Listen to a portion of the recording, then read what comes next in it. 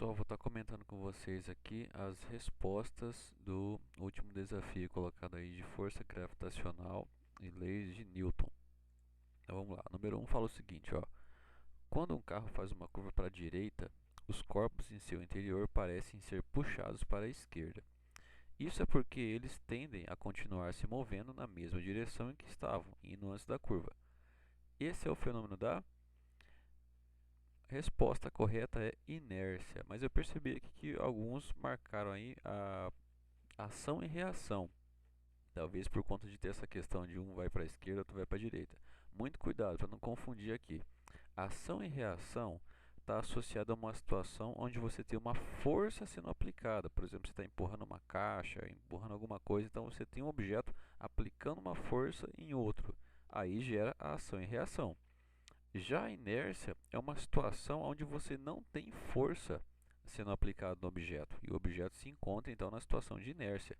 Por exemplo, quando o carro freia e o seu corpo vai para frente, não tem nenhum cabo ou nenhuma coisa que te empurra ou te puxa para frente. Não existe uma força te puxando para frente. O seu corpo ele vai para frente porque ele tenta continuar o trajeto que ele estava fazendo junto com o carro. Então, muito cuidado aí. Quando falar de questão de curvas, você faz a curva para a direita e o corpo tende a ir para a esquerda, é inércia, não é ação e reação. Número 2. Qual tipo de atrito que o carro usa para se colocar em movimento? Essa daqui eu já havia comentado também, né, que é o atrito estático. Por que é o atrito estático? Porque é o atrito onde uma superfície não desliza sobre a outra. Então pensa na situação do carro tentando se mover com o pneu patinando. Se o pneu patinar, o carro não sai do lugar. Então a situação onde o pneu patina é o atrito dinâmico. Então o carro, se ele se mantém em atrito dinâmico, ele vai ter dificuldade para se mover. Então ele precisa do atrito estático para conseguir se movimentar. Número 3. Considere a figura a seguir qual o valor da força de tensão no cabo. Então, na situação lá na questão, tinha um objeto sendo pendurado por um cabo e a massa desse objeto vale 12 kg e a gravidade vale 10 metros por segundo. Então, a gente viu lá que era só você calcular o peso do objeto, né? A força de tensão no cabo é o mesmo valor do peso. E o peso seria só você multiplicar a massa vezes a gravidade. Então, 12 vezes 10 dá 120 newtons. Número 4. Qual o modelo planetário proposto por Galileu? Então, esse aqui também quem acompanhou lá nas aulas, né? Galileu propôs o modelo heliocêntrico. Lembrando, hélio vem de Sol, então ele propôs o modelo onde o Sol está no centro do sistema solar. Então, Galileu propôs o modelo heliocêntrico. 5. É correto afirmar que no periélio a energia cinética do planeta fica... Então vamos relembrar aqui, ó. O periélio é um período onde o planeta está mais próximo do Sol. Então, periélio lembra de perto, então é onde o planeta está mais próximo.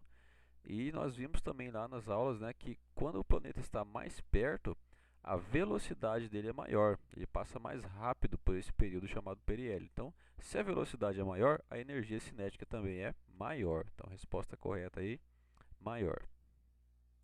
Número 6. Para Albert Einstein, a gravidade é uma... Então, a resposta correta, distorção no espaço que muda a rota dos corpos. Então, para Albert Einstein, o espaço é uma malha flexível que pode ser distorcida se você tiver a presença de massa. Então, a massa distorce o espaço e isso gera o que a gente chama de gravidade. Cuidado para não confundir com a ideia de Isaac Newton. Isaac Newton que falou então que a gravidade é uma força de atração entre as massas, né? E seria então, se fosse Isaac Newton, seria a segunda resposta ali. Mas para Einstein, a gravidade é uma distorção no espaço. Número 7.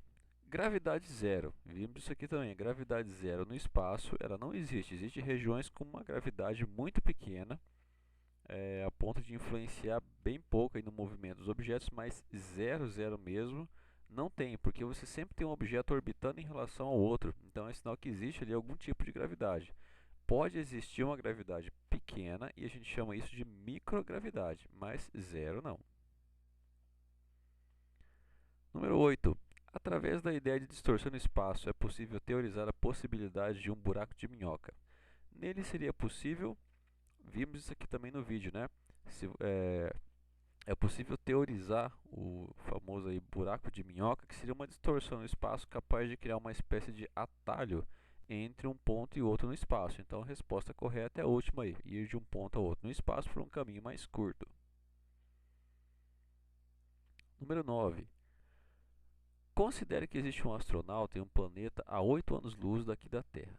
Se uma mensagem for enviada para ele, qual o tempo mínimo para detectarmos a resposta da mensagem aqui na Terra? Bom, essa aqui você tinha que lembrar o seguinte, que a mensagem ela tem que ir até o planeta e voltar na Terra quando o astronauta responder.